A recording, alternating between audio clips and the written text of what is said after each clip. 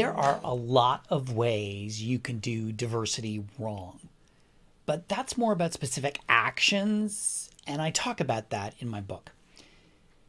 I don't get asked a question enough, and that is, what is the right way to do diversity? Most employers kind of start in the middle. They'll call me up and say, oh, we need to do unconscious bias training because they'd read an article in the Harvard Business Review or they'd seen something online, who knows. And that's great. But my immediate question is, why? Why do you need to do unconscious bias training? They don't have a plan. And as the saying goes, if you fail to plan, you plan to fail. If D&I or idea is such a priority in an organization, why is there no plan? Why have you not taken the time to think it out? And after nearly 20 years in this profession, I have come up with a 6-step process that I believe is leading practice. Now, I say leading practice instead of best practice because I think saying best practice is kind of arrogant and it suggests that there isn't anything better. But as of today, I think it's pretty leading. And I think that this process that I've outlined works consistently no matter whether you're public sector, private sector, large, small, regardless of where you are, it works. The thing you have to remember, though, is that you can't skip a step.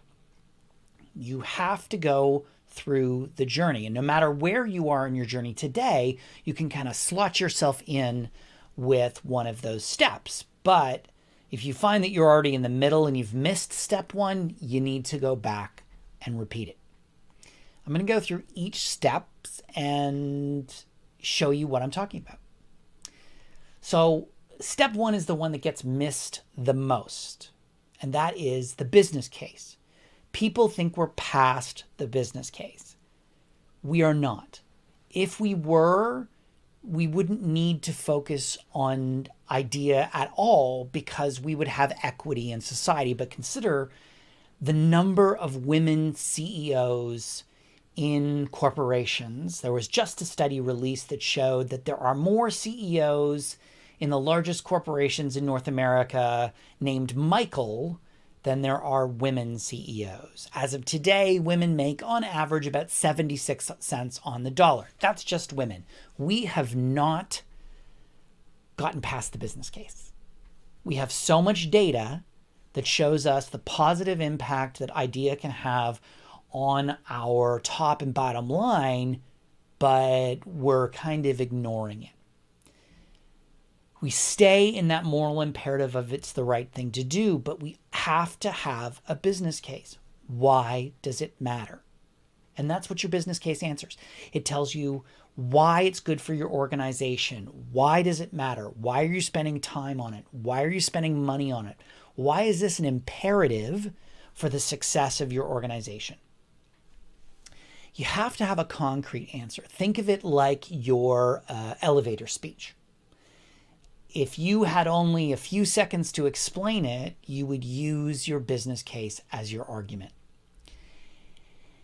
And when you think about your business case, there are 5 potential key components that you should consider. Think of them like legs of a chair. First, there's your people. Who do you hire? Who do you fire? Who do you retain? Who do you promote? Then there's your customer. And your customer can go by any name. It could be your client, it could be your guest, your patient, your student, whoever your customer is. Third is your brand. When I talk about brand, I'm talking more about how you're known. Are you known as an inclusive employer? Are you known as an equitable supplier? The 4th is suppliers, and the 5th is compliance. Now, I often don't talk about compliance and suppliers. First of all, compliance is compliance. You don't have a choice in the matter, so it's not something I really think about, but it should be part of your business case.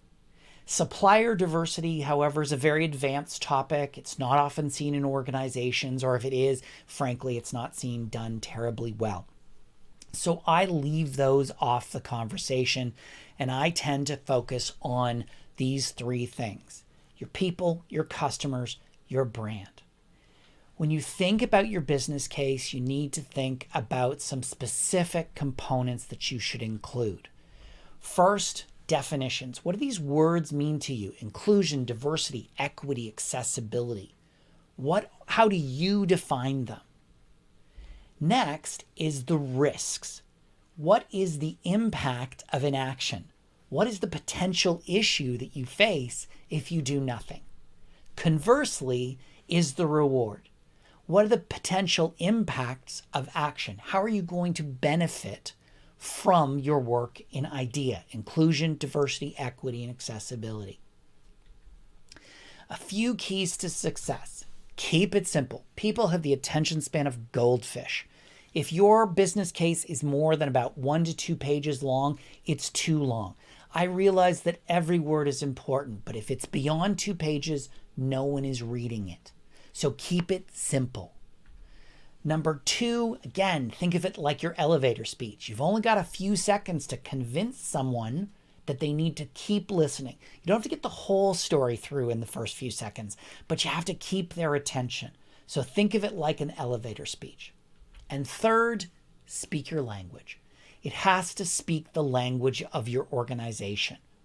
I could give you the business case of any one of my clients, but if it doesn't speak your language, it won't necessarily make any sense, and it certainly won't resonate with your people.